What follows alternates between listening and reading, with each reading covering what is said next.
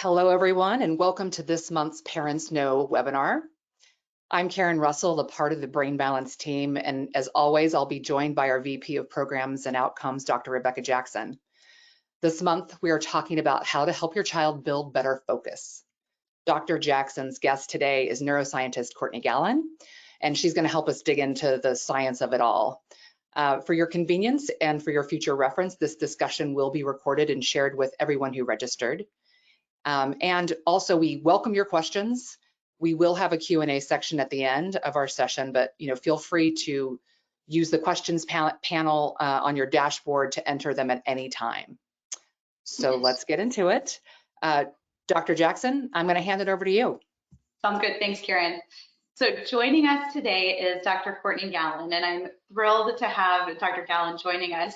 Dr. Gallen is currently an assistant professor at the University of California, San Francisco, and is head of the Education Division of the Neuroscape Science Lab.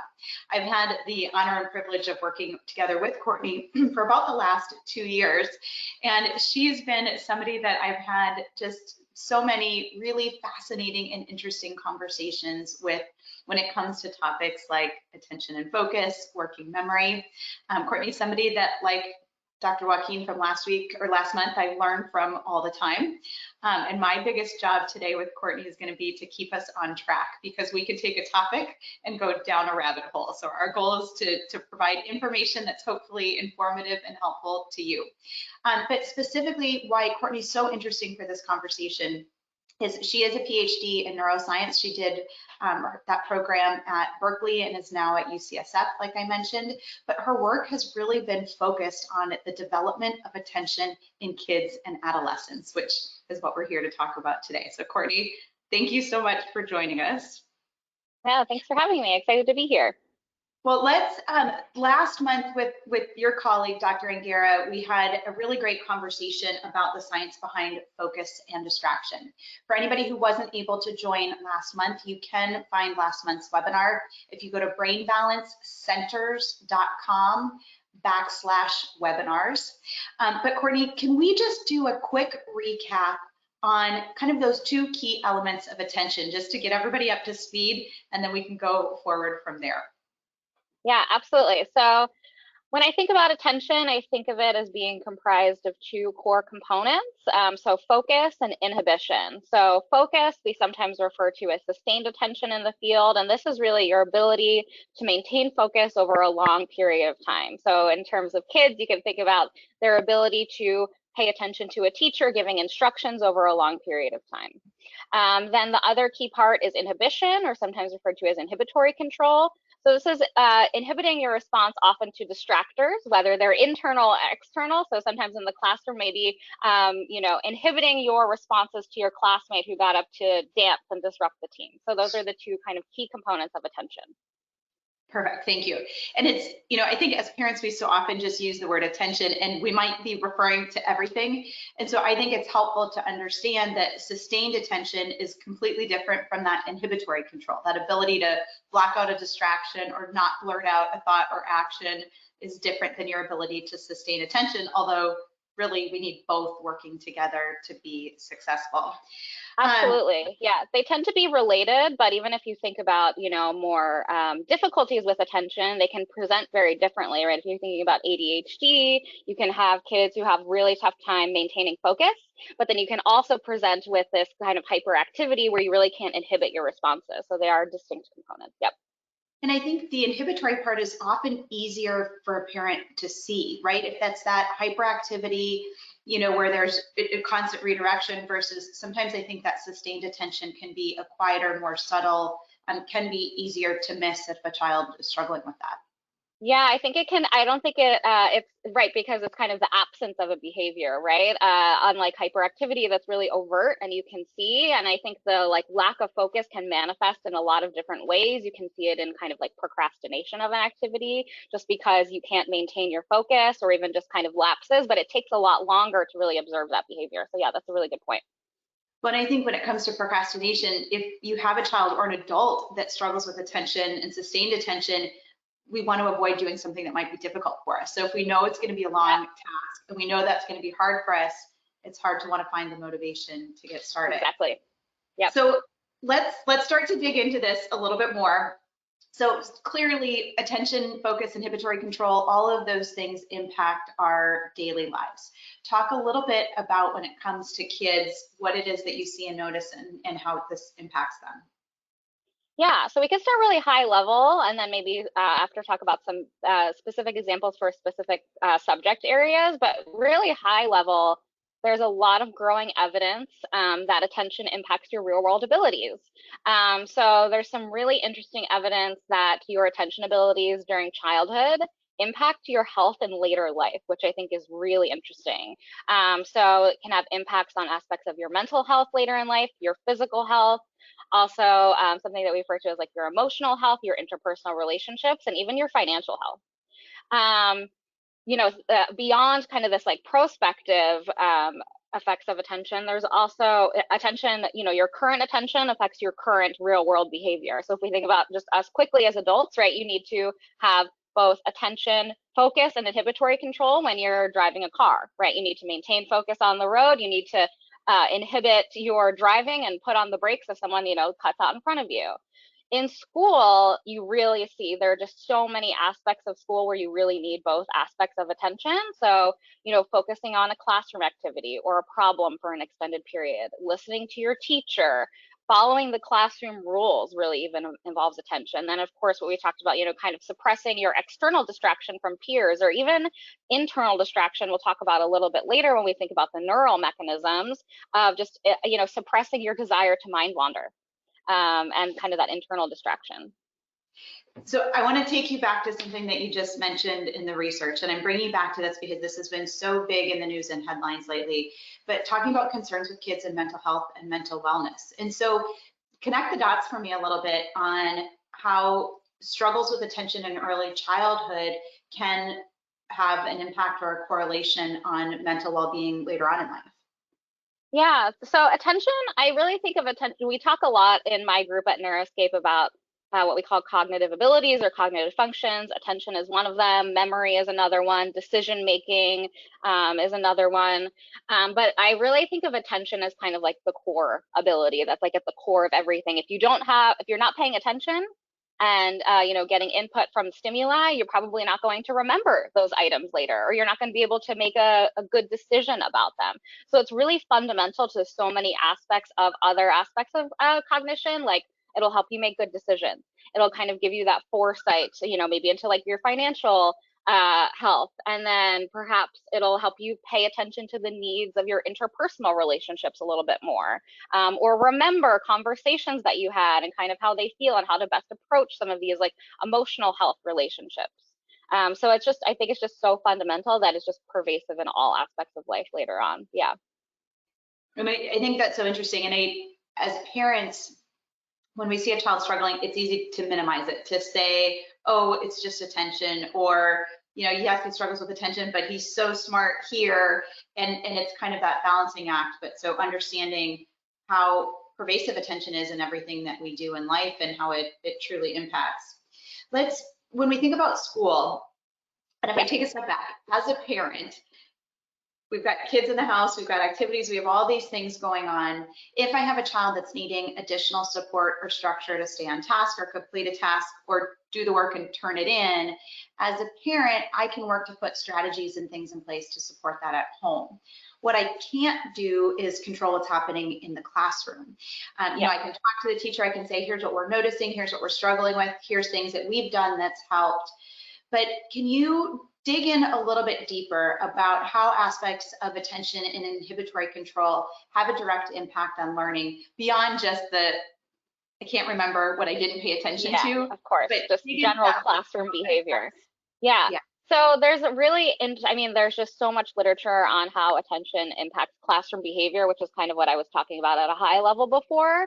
But there's also a lot of evidence that attention impacts your performance on actual subject areas, right? So I'm thinking like standardized tests of math and reading, or even just your grades in certain content areas. So if you just think about it, for math, you attention will help you better plan and carry out a solution to a math problem. And it'll also help you kind of suppress that irrelevant information when you're solving those more complex math problems, right? If you think about those really long word problems that I don't want to think about ever again, right? But there's a lot of irrelevant information in those long texts, and you need to filter out what you should be directing your attention to and what you should be inhibiting your attention to. Then there's a lot of evidence that attention is really important for reading. So if we think about even kind of like lower level reading, when kids are learning to read, attention will help you read more words and help you read more accurately. So a lot of people talk about kind of having this like spotlight of attention over your text. And then for more advanced reading, it really helps you focus on relevant information while kind of suppressing the irrelevant information when reading longer text. And that can really give you kind of free up attentional resources to help you learn new words, right, when you're learning how to read. And then this doesn't just stop when you're learning to read, it also helps older kids when you are, what we say, reading to learn, right? So if you're reading this really long text, maybe for like advanced science or even engineering, the text that you have to read is really long, and you need to still employ those attention abilities to stay on task, filter out what is important for whatever the subject is and what's not important. So it doesn't stop early in childhood. You just need it throughout all of your academics. Well, and it's so interesting. You know, when I think about it from the brain balance perspective, we have parents calling all the time. And oftentimes when a parent picks up the phone to call, they have the one primary thing that's a pain point or an area of concern. And so the question might be, you know, gosh, my child's really struggling with comprehension. Is that something that you can make a difference with, or something that you can help with? And when we start to think about something like reading, there are so many different aspects of brain function that go into the success of reading. And so to me, the question always is, okay, the end goal, what the parent wants is improved reading comprehension. But the path that we need to take to get there might vary based on the child. Is it a memory issue where they're struggling with understanding and applying phonics and sight words? Is it an eye mechanics where their eyes are jumping and skipping as they're moving across the page? Is it an attention issue where as they're reading, they zone out, so they're going through the motions, but they're not able to answer the comprehension question? So I think, as you said, there's so many aspects of cognition that all need to work together, with attention being that underlying core construct that contributes to the success in all areas. Right, absolutely. I think it's really interesting. You know, there's kind of the observed behavior, and maybe what the parent is observing or coming to you with of, you know, there is an issue with reading comprehension. But there are many, many pathways that you can get to that same end result. So it's figuring out where do we need to strengthen those abilities that are causing this potential issue. I think a lot of it could be actually, you know, reading sub skills, and that's if we think about kids who have things like dyslexia or other learning differences early on, it could be reading sub skills, right? But later on, when there's been a lot of that intensive instruction on reading specific sub skills, a lot of times in older kids who are still struggling with reading, it might be related to these attention abilities, and rather so I think it's, you know, if we think about interventions, which I know we're getting to, I think it's worthwhile to think about training or assisting kind of these core cognitive abilities in parallel with the direct academic support that we typically think about, you know, like training reading comprehension or training, you know, the different like math skills. Yeah. That's one of my favorite quotes is, if practice to proficiency isn't getting you there, you need to shift gears.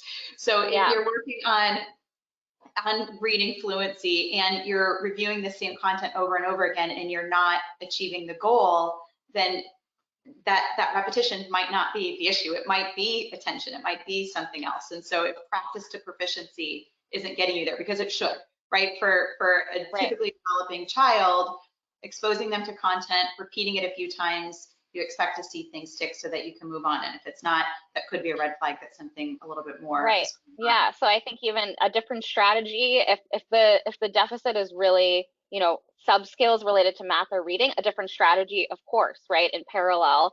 But also, you know, there's not a one size fits all approach. So I think just being open to trying different things, and maybe even trying to support other abilities in conjunction with specific academic support. And to go back to something you just said, I think this is so key and different from what we hear at school, is at school, we're practicing to proficiency. We're doing the thing to learn the academic topic that we're working on. But what you said is it's not just about working on the academics, but also having, and you phrased it better, but also having work to support the cognitive aspect that contributes to it as well. Talk to me a little bit more about what you mean when you say that. Yeah, so I think, there's some of the work that I've done in middle schoolers with learning differences. I think there's a lot of evidence that there is a portion of kids who training or, providing instruction on reading specific subskills just doesn't work for a portion of these kids, right? So like up to 30% for some of them. And especially as you get older, you have to start looking at, is there something else where we can intervene? And some of the work that we're going to talk about a little bit later shows that if you can support their attention abilities, that it might actually help some of these kids. So yeah, I think just being open to exploring new avenues and thinking about training some of these core cognitive abilities in addition to the direct academic support that I think we most often think of, right? When we're trying to provide support for academic areas, it's often, well, let's get them a math tutor, right? And I think that can certainly help, but if you don't have attention or your memory is poor and you need help kind of at a lower level, then that can support, they can, I think, be used synergistically to really help support academics. I mean, that's a new business model, right? We need attention tutors because a parent knows when their child needs a Spanish tutor, a math tutor, but they don't know when they're needing help supporting attention and focus. Maybe sometimes they do, but sometimes they don't realize that could be contributing again to the overarching goal or pain point that the family's working on. So this leads me into my favorite part to talk about. So we know the problem. So we know that there's a certain percent of the population that struggles with aspects of attention. We know that it impacts every aspect of life, from relationships to learning to success in the classroom, even mental well-being going forward. But now let's talk about solution. To me, the fact that we know that the brain can change, and just because you have a struggle or challenge right now doesn't mean you have to stay stuck there. Let's start by, will you share a little bit about, start again high level with some of the background and the research that you've been working on at the Neuroscape Lab as you look at ways to change cognition and attention? Yeah, absolutely. So I think one of the important things too about when we think about brain plasticity is that your brain is still plastic and able to change is what we mean by that, right, at any age. So even though we think about attention as kind of something that it still develops throughout, later childhood and adolescence and even into young adulthood, but it's one of the earlier things that we learn, right? But that doesn't mean that you can't train your attention and other cognitive functions throughout up to, older age. So there has been a lot of work and growing interest in what people sometimes refer to as cognitive training or just cognitive interventions. And so this is kind of repeated practice at specific cognitive functions in various forms designed to improve, obviously, those cognitive abilities that you're training and strengthening throughout the course of the intervention. But then what we hope is that it has impacts on other abilities and especially real world abilities. And a lot of the work that I've done in kids is, can this have impacts on things that are very related to attention, like academics? So there are a lot of ways you can go about this. So there are some that are kind of like group-based interventions, almost therapies. You can kind of have individual tasks and like homework that you do, maybe in conjunction with like a teacher of an intervention. And then a really popular one now is kind of computerized or digital tasks. So either like a web or a tablet or maybe even VR.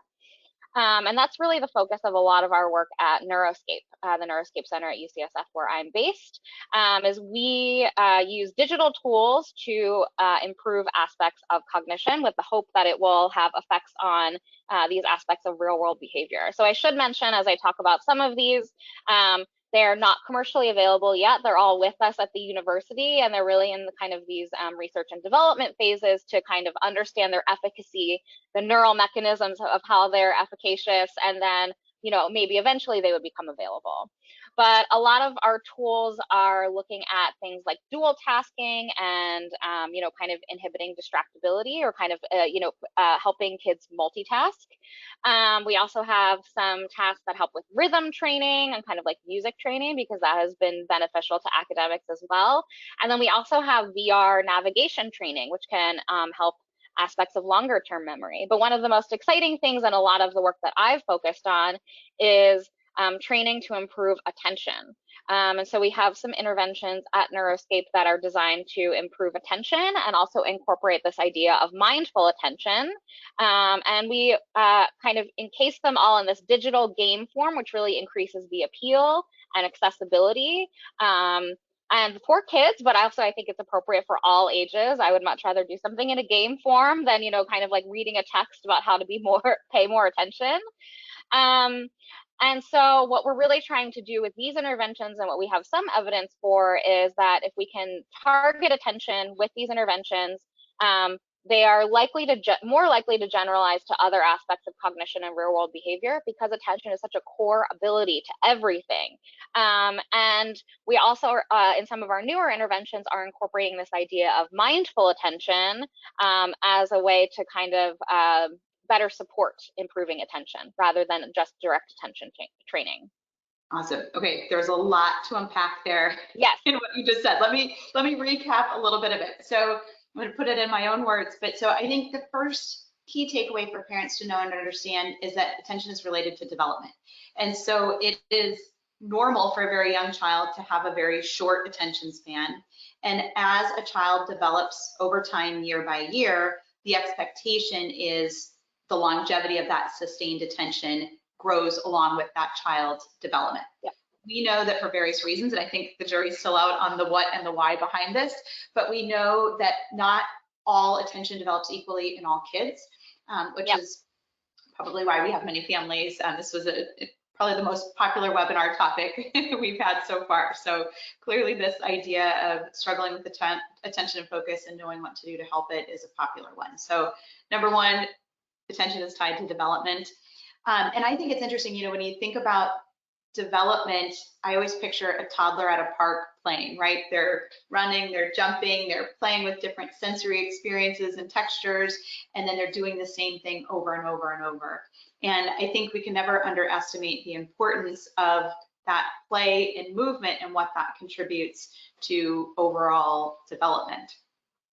Then you also talked about how in your lab, you're researching many different ways to change aspects of cognition. So you've got tools to focus on increasing working memory, tools to focus on increasing visual spatial memory, tools to focus on increasing sustained attention.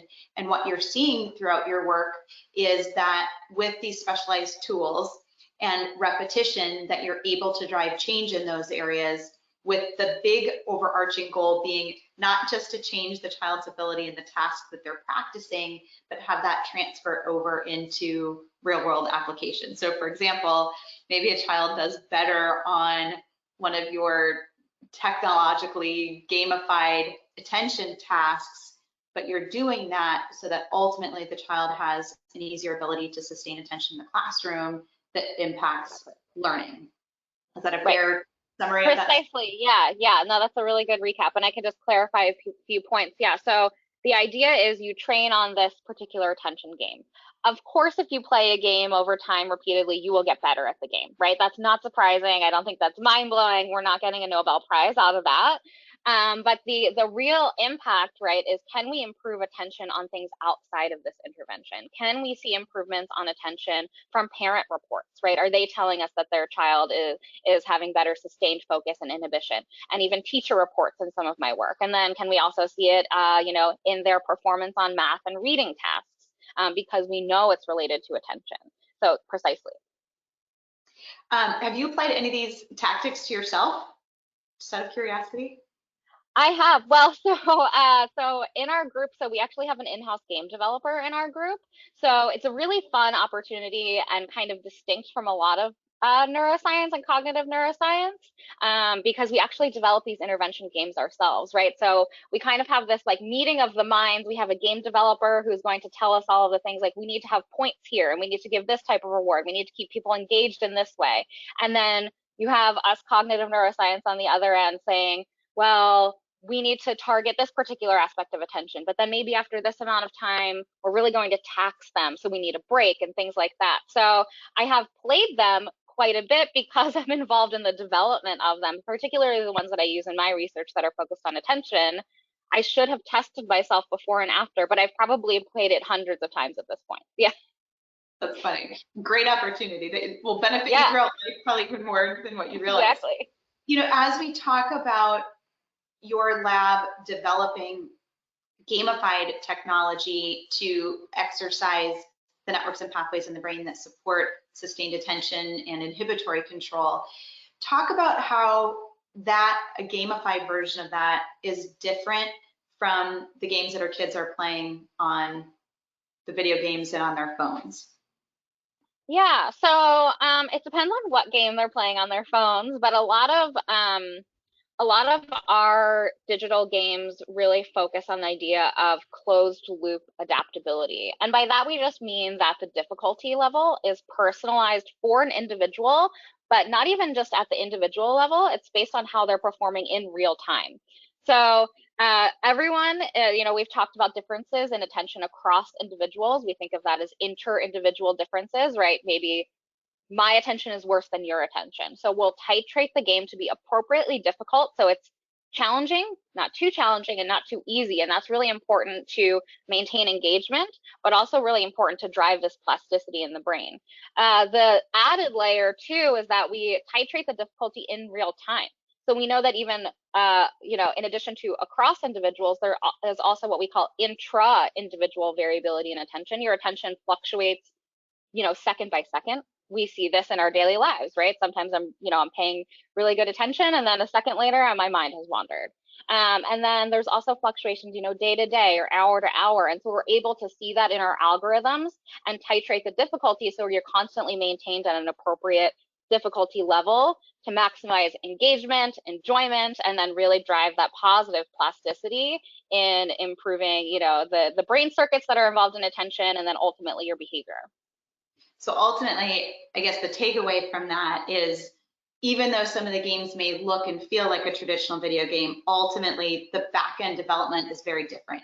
I can say personally from playing some of the games and activities, 20 to 30 minutes, you're like, I'm done, I can't do this anymore. Yeah. Versus the games that our kids, a couple hours in, we're like, hey, it's time to turn it off. So ultimately, my son says, but mom, this is good for my brain. I can say, it's not, nice try. There are other games. Yeah. I mean, I think it definitely depends on the game, but I will say that a lot of our interventions, are designed with cognitive neuroscientists at the helm. So we are able to say, we need to present the stimuli in this certain way or in this pattern or at this frequency for this amount of time to train these cognitive abilities, rather than just a game that might happen to partly train those that's commercially available. Yeah, and I think the point that you made with our own resources and attention and our kids' resources with attention vary day to day and even throughout the day. And I think something that's helpful for me to know as a parent is, if my kids have played a couple hours of a video game, how that's going to impact their attention resource after playing that game. And so I know if they have to, the finals coming up. So if they need to be studying for finals, it's not ideal to play 1 to 2 hours of a video game first, because that's going to tax the resources. And now they have fewer resources available for that sustained focus and inhibitory control to focus on technology, for example.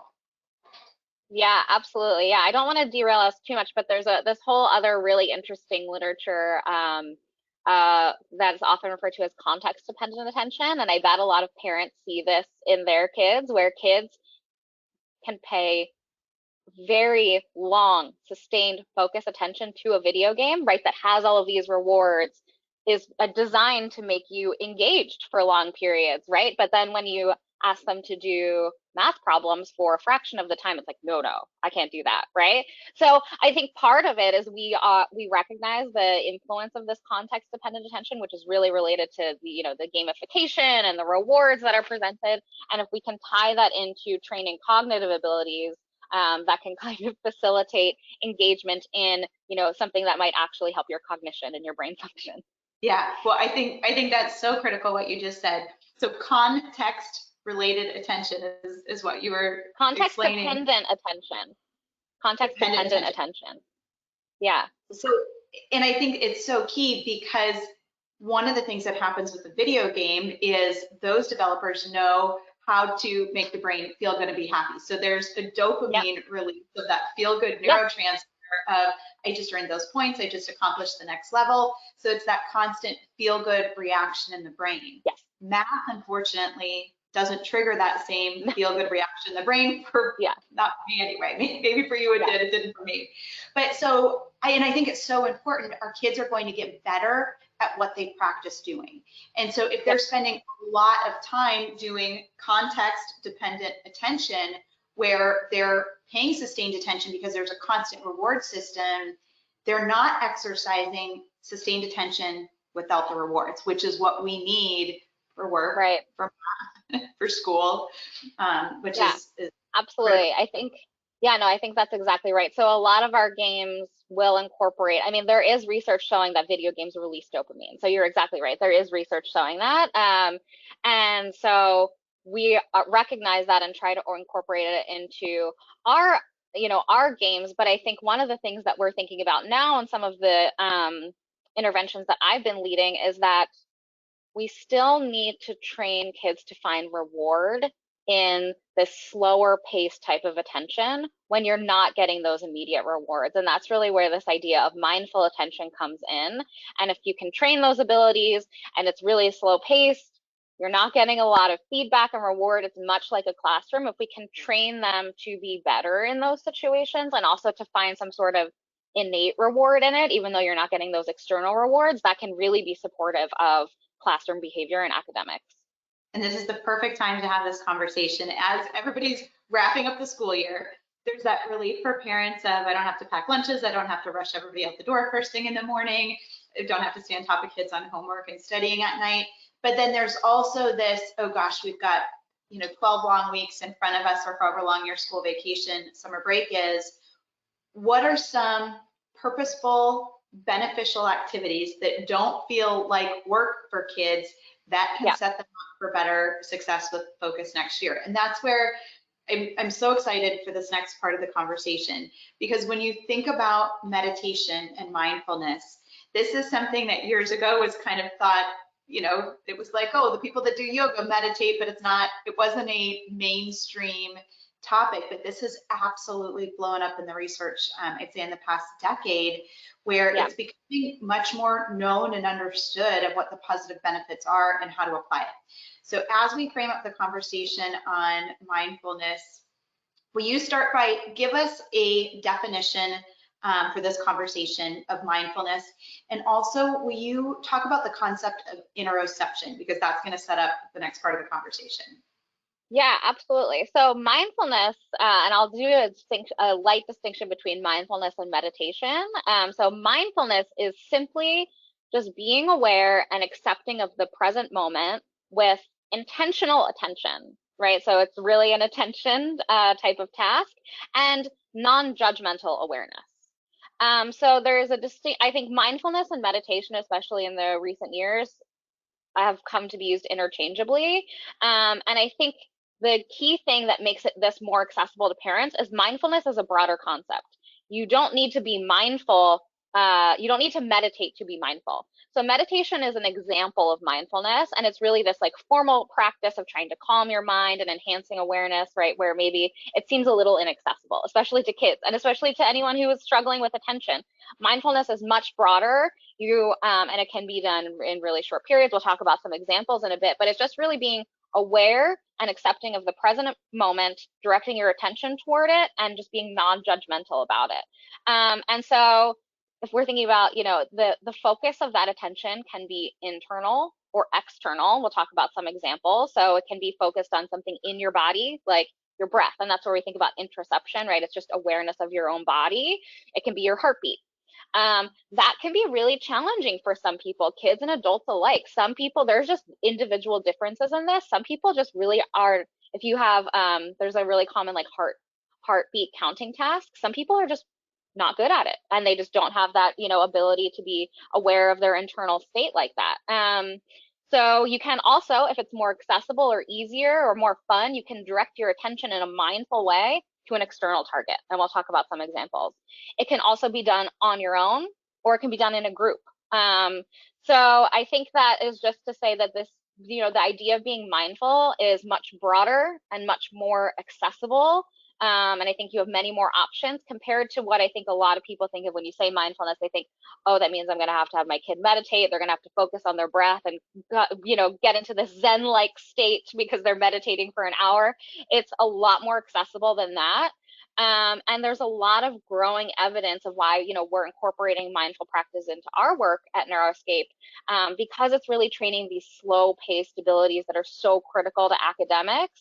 And there's a lot of evidence that mindfulness training can improve attention, of course. I mean, at the core, it's really an attention task, but it can have these really these strong benefits on things like stress, your well-being, your resilience, your emotional regulation, and of course, even your academics. Okay, so again, to do a quick recap, interoception is awareness of your own internal state. So for example, I'm aware that I'm a little bit hungry right now, so I'm gonna eat lunch when we're done with this. Exactly. I can also be aware, so interoception is just awareness of my own state, and mindfulness is being mindful of where and how you're directing your attention. So I could direct my attention internally, so if I wanted to take a quiet moment, I could direct my attention internally to be aware of a deep breath I'm taking, to be aware of how I'm feeling. Am I feeling negative right now? So maybe I'm stressed and anxious. Or I could direct my attention externally. So I'm being mindfully aware of how I'm directing my attention. So for example, right now I can hear my neighbor mowing his lawn. So I'm directing my attention outside to hear that. But so now let's take this concept. So I love it. It's the idea of slowing down, being more aware of your own state. But knowing that so many of the kids and families that we work with struggle with being aware of themselves, struggle with that ability to slow down. Let's start with some really concrete examples of what this is and how to do it. Yeah, absolutely. So I think the key message, kind of like what we've been talking about, is there's not a one size fits all approach. So hopefully we'll give some ideas and I'll kind of group them into, I guess, different categories, but there are many, many examples, and I bet some of the examples you would have not guessed involve mindful attention. So I think if we just start off traditionally, a lot of the mindfulness literature is focused on the breath because it's this thing that comes and goes, right? It has this natural pattern to it. So a lot of it, I think, in more traditional forms is kind of this like open awareness of your breath, right? I am paying attention to my inhales and my exhales over a period of time. The important thing where you can kind of titrate this depending on your attention, either across individuals or maybe even, you know, based on the day, maybe your kid is just having an off day and you're only going to do that type of task for a little bit, is just paying attention to your inhales and exhales. There's also more structured versions of breath focus that I think can kind of ground you a little bit more rather than just paying attention to the natural rhythms of your breathing. And it's called box breathing or square breaths, right? Where you take an inhale for 4 seconds, you hold it for 4 seconds, you exhale for 4 seconds, hold it for 4 seconds, and you can repeat that for however long you can. And you can kind of challenge your kid to do that for longer periods of time. I actually use this one a lot myself. If I'm feeling stressed about something, I'll kind of take a second to do a little bit of box breathing before I react to a situation and just kind of pull myself out of it. It can be really helpful. There's other types of internal focus, if maybe the breath is just something that's not fun or exciting or not as accessible. Another fun one that I like is a body scan. And you can even do this in a group where you just pay attention to different parts of your body in succession. And it really helps you anchor to the present moment and helps you kind of identify where you're feeling stress in your body. So you can kind of think about the stress in your body internally, but you can also have a child kind of express it, right? Maybe you do it as a group activity. if interoception is a challenge, which I know it is for a lot of people, or maybe even just to, provide different opportunities, change it up a little bit day to day, there's a lot of external focus mindfulness. So you can, even if this is kind of a hybrid, but there's a lot of other, there are a lot of apps and things like that that can help you have structured breathing with an external stimulus. So if, maybe counting is too hard for you, a lot of this you see in the form of like a circle contracting and expanding, and you inhale to the circle expanding and you exhale to it contracting. But even beyond that, there are one that I like is called the 5 senses exercise. So you can even pair this with like a nature walk, which has a lot of benefits, or even maybe before a meal, which incorporates this idea of mindful eating. So you just go through the 5 senses and you label something that you are seeing, right? Maybe a color, or something that you smell, and something that you can taste, right? And it just is really, it's a very structured exercise to ground you to the present moment externally. Coloring can also be a mindful attention activity. So those are kind of the external focus ones. And kind of thinking more about this like idea of a nature walk, there's also another piece of mindful movement. So there's walking mindfulness that's really accessible, and it's just walking and directing your attention to your feet being in contact with the earth as you walk, and kind of the repetition of that. And then of course one we always think about is yoga, and I know there's lots of kid-friendly versions of yoga, so that's a really nice one to try that I use a lot. So lots of examples, and I hopefully listed them in like different types of categories depending on what the needs are, or maybe you just want to try something new one day. Well, again, to kind of recap what you just shared, I think one of the things, well, let me take a step back first. At Brain Balance, often what we see is it can be hard for a child to apply a strategy if they're not developmentally ready for that strategy.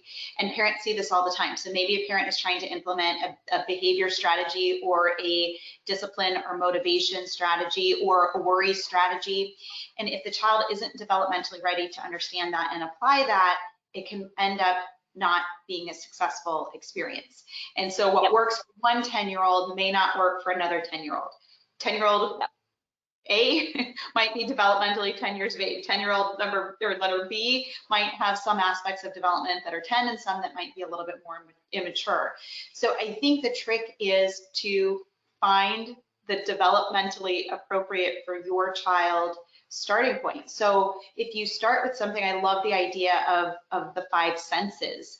And so whether you're going for a walk or sitting at the dinner table or having breakfast, that's a great interoception mindful place to start, is just being aware. So, if I was sitting outside in the back deck right now and my neighbor was mowing the lawn, we could have the conversation of, let's talk about our 5 senses. What do you hear right now?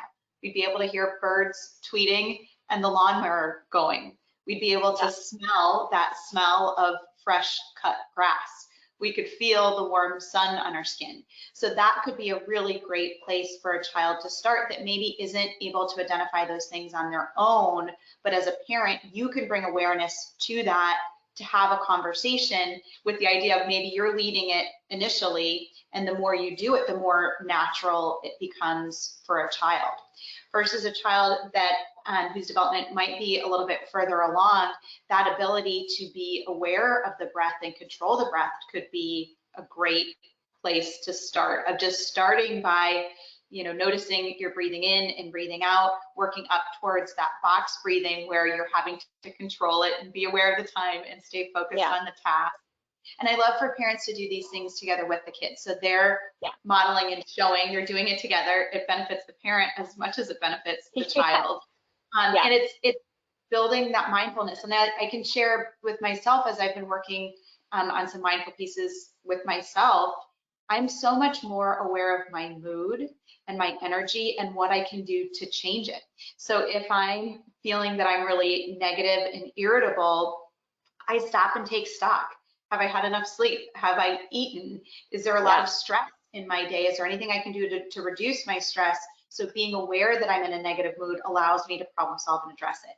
And so I think there's such power and value for our kids of building that interoception, that awareness of self, and building that ability to direct their attention and be aware of where their attention is directed so that they can exercise and improve that. And that's, we'll put together a resource, and actually we have one as a starting point to help parents map out some of these ideas, because you just gave so many fantastic examples of there's a starting place for everyone, regardless of where your child's development is. And then I think it's just, you said earlier, repetition is the key, one of the keys to changing the brain. And so picking a strategy that's a good starting point for your family, and then working it in on a daily basis, so that for these 10, 12 weeks over summer break, on a daily basis, you're exercising the pathways that are helping direct attention and focus. Absolutely, yeah. And I think, I think one of the key things and why we provided so many examples in these different contexts, of is it focused internally, externally, is it something you do on your own or in a group, is just being really respectful of the individual differences, right? And finding something that your kid wants to do, but also being respectful of those intra-individual differences, those fluctuations within an individual. Maybe because they could do this for 5 minutes yesterday, maybe today they can only do it for 2 minutes, right? And I think that really gets into kind of this non-judgmental aspect of it, right? You want it to be a positive experience.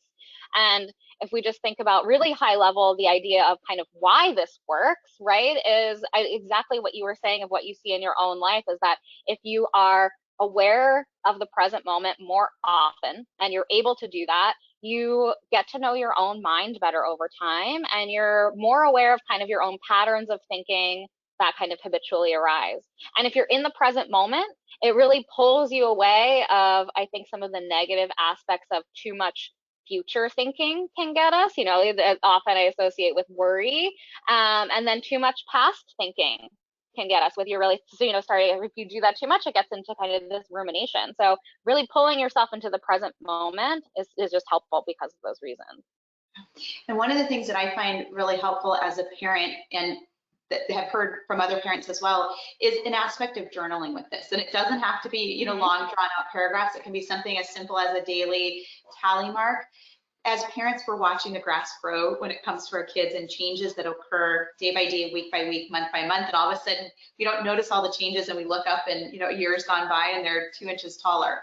But I find that if parents do just quick tracking of what they did and how long they did it for each day, even when you feel like you're not making progress, if you're truly practicing this daily over a 2 to 3 month time span, there is going to be fluctuation and variation over time, but you are going to see that trend line improving. You're going to see it moving in a positive direction, which can be rewarding both for you as a parent to stay on top of it, and for the child, that intrinsic motivation of, I did work and I'm achieving something that's helping my brain and my body so that I can have more success in the things that I do. Yeah, absolutely. So I think 2 really important points is, in a lot of our work, you're right, that we see these improvements over time when you take a step back. But if you're looking at it at a much finer grain detail, it's noisy, right? You're going to have these fluctuations, but over time you are improving. And I think the other key thing is really what we're trying to do here is improve this intrinsic motivation, because that's such a key to success in the classroom, right? So it's different than the external motivation you're getting from playing a video game. If you can train the internal motivation and attention, I think it'll really have significant impacts on classroom behavior. So at the end of the day, we know that attention is related to development. We know that sustained attention is different from inhibitory control, and we need both, and that attention is one of the core constructs of cognition that sets us up for success in all aspects of life. We know the brain can change. There's many different ways to do that. That's what we're focused on at Brain Balance. It's how I've gotten the opportunity to work directly with you in your lab. Is in our Brain Balance program, we've been able to incorporate some of the tools that you developed in your lab, is able to be incorporated into our program as we're working to create a program that drives sustainable change in aspects of cognition and development.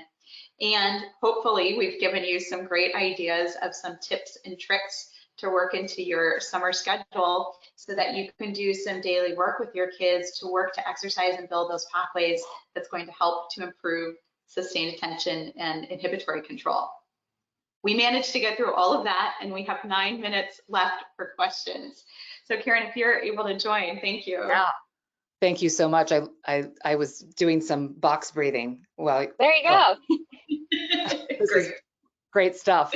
I'm going to ask my colleague Victoria, who's been monitoring the question board, but while we're sort of letting people put in their final questions, I'd love to hear you talk a little bit more. You said something about whether or not a child may be developmentally ready for a certain strategy. How does a parent know what their child is developmentally ready for? Can you say a little bit more about that? Yeah, I think I would think about it kind of in the broad categories that I had on some of these different types of mindful activities, right? So do you think your child would have a difficult time with internal focus, right? Or do you just, based on where they developmentally are or how they behave, just, as you see them, do you think something that's external? Usually that's a little bit easier. And you can do that together, right? So if they're going to need the support from you, it's a lot easier to do an external activity together. And then the other, I think, kind of like key high levels are whether they do it on their own or in a group. I think for younger kids, it's really beneficial if you do it together, right? So even if it's internally focused, maybe start with that box breathing exercise, and maybe you're counting together as you do it, right? Or maybe you have a timer or something like that. So I would think about it as internal versus external, and where they are, based on their own preferences and developmentally, and then on their own versus a group with you, or maybe the whole family, or even with friends. And I'd say trial and error let's try something and make it fun for the kids of, let's do something together that's going to exercise both of our brains this summer, mine and yours. Let's give this a try. Let's try 3 different things and let's see which one feels the best or you like the most or we have the most success with. And then I think just another key to success with implementing it is putting into daily routine. So bedtime for young kids is a great time to do some box breathing or it's just a quiet time to connect one-on-one. Another really great time is in the car. We spend a lot of our lives running from one thing to another. So putting down tablets and devices and technology, turning off the radio, that can be constructive time where you're talking about breath or talking about what you're aware of. There's not a right and a wrong time to do it. There's not a right and a wrong strategy for each child. A little bit of trial and error, but working it consistently into a daily routine is going to be the key to success with whatever the strategy is. Absolutely. And it doesn't need to be a very long activity too, right? And I think working it into a structure, I think, when it's paired with a certain context, right? We're in the car, let's just do this activity. Or even a really nice one is like before meals, right? Let's just do a really quick round of box breathing, or let's talk about some 5 senses. It's so simple to just have the routine of doing that really quickly before a specific activity that it almost becomes like second nature. So it doesn't have to be this long drawn out activity either to be impactful. That's great. Victoria, what other questions do folks have? Okay, great. We got quite a few questions, so I'm going to try to just summarize and bring everyone's questions together. We got quite a few questions about teens and focus, teens and anxiety, teens and social skills, and how to help teenagers in those situations, which I think you gave some great tips toward the end of the webinar, especially right now, some actionable strategies. But a couple questions in particular from parents, all of you are feeling the same way, that your teens are just struggling more after the pandemic, and asking about some research relating to that, if there's anything that you could share about whether that's like a real thing or just the parents' intuition, et cetera. Yeah, well, I think, it's a real thing insofar as that a lot of parents are experiencing it. So I think that it's real in that sense, that there's like this collective experience of that kids are finding it harder to pay attention. The actual, definitive research on pandemic effects is it hasn't really come out yet. There hasn't been like a body of research on that, so I could, be confident in saying yes. But I think if you just think about it, my intuition is, of course, right, you had kids learning at home where there was a lot of temptation for attention distraction or multitasking, which is really just like depleting your attentional resources. And of course, you know, it's all about routine. Of course, it's easy for them to continue that type of routine of over multitasking where it's detrimental to your attention and your academics after that. So I think, you know, when we think about mindfulness, a lot of it and just being kind of focused in the present moment is really beneficial for anxiety. A lot of my anxiety manifests in like over worrying about the future. If you can pull yourself out of that and do some box breathing or even like a 5 senses exercise, I do that as a 36-year-old adult, and it really pulls you out of like, let me just, you know, get in touch with myself right now, and maybe I should stop worrying about these particular things. And we're talking about over worrying here, right? Not just like being proactive about things. So a lot of these tools are completely appropriate for adolescents. And I still think, you know, if your child is hesitant to try it, I would do it with them, or maybe think of a way they can incorporate it with their friends. So yeah, I think there's a lot of benefits there for teenagers as well as young kids, as we were mostly focusing on. And I'll say, as a parent of 2 teenagers, the number of distractions for our kids is higher than it's ever been. We saw through the pandemic that cell phone usage, I sound like an old person saying cell phone usage, technology usage skyrocketed, and it hasn't come back down. Our kids are bringing their devices to school with them. They do schoolwork on devices. So they're sitting in the classroom with a Chromebook and a phone in their hand. We have kids who are still developing in their attention and focus. Even if their attention and focus is on track with development, we have introduced greater distraction without strengthening the part of the brain that's giving inhibitory control. And so this is a battle on a daily basis of finding that balance between how can I remove some of your distractions so I can set you up for greater success.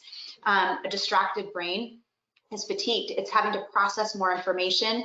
A distracted brain that's fatigued is going to be negative. It's going to be more irritable. They're going to be less pleasant to get along with, and they're going to struggle more with mood, energy, and anxiety. And so we have this conundrum of kids that might have aspects of development that are behind or immature, which is going to make attention and distractibility harder in the first place. And we've introduced more distractions. And so to me, the need to strengthen and support attention and inhibitory control is more important than ever, which is why we're so passionate about the work that Courtney's lab does at Neuroscape, and the program that we have here at Brain Balance is parents need help, parents need options. Our kids are struggling more than ever, and we need to know what to do about it. Yeah, I think so definitely the distractibility is such an important thing. And I think where mindfulness can really be important to this is, I think the first step in really assisting kids not be as distractible is my intuition, because I even do this myself, is a lot of it is almost involuntary at this point, right? You just pick up your phone. It's your innate reaction. You're looking at your phone, you know, you're doing your mom's talking to you and you're looking at your phone. So I think the kind of awareness of the present moment aspect of mindfulness, the first step is helping your child be aware that they're doing this, right? And that they are trying to do a million things at once, or they're picking up TikTok yet again, but they just closed it, right? Being aware of that, and then only then can you really work on it. That awareness is so powerful. I find, again, learning curves even with ourselves, when I'm doing work and I find myself thinking about something else, mindfulness has taught me to be aware of that, to say, I'm not productive right now because I'm thinking about something different than what I'm engaged in. And so building kids' attention, focus, inhibitory control, and mindfulness can lead them to hopefully make better decisions so that they can set themselves up for more success. And that brought us to the top of the hour. Dr. Gallen, thank you. We could go on for hours. We could. Probably spark 3 more topics to talk about. Yeah. Thank you so much for taking the time to join us here today. Well, thanks for having me. Thank you both, and thank you all of you for joining us today. Before you go, I want to point out a couple of things. One is that if you look on your dashboard, you'll see a handout, and there's some great tips on how to build focus over the summer, so don't miss that. Also, as you log off today, you're going to be asked to answer a very short survey, and this will help us make sure that the webinars that we continue to bring you is the information you need. So thank you in advance for taking the time to fill that out. And then finally, I want to give you a preview of next month's topic, which is parenting challenging behavior. Licensed clinical marriage and family therapist and professor Dr. Michelle Robertson will be joining us. with some very specific parenting strategies and skills, something I think we can all use. So please join us. We're going to put up a QR code here shortly that will drive you to the registration page. And I think that's it. Thank you again for joining us, and we'll see you next time. Have a great day.